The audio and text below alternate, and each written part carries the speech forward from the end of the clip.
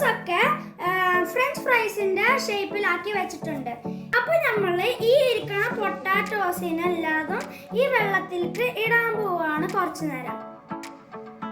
ഇത് called water ആണ്. അപ്പൊ വാഷ് ചെയ്ത് വെച്ച പൊട്ടാറ്റോയില് നമ്മൾ ടിഷ്യൂ ഒക്കെ വെച്ച് വാട്ടർ ഒക്കെ റിമൂവ് ചെയ്തിട്ടുണ്ട്. പിന്നെ ഈ സോൾട്ട് നമ്മൾ പൊട്ടാറ്റോസിലാക്കാൻ പോവാണ്.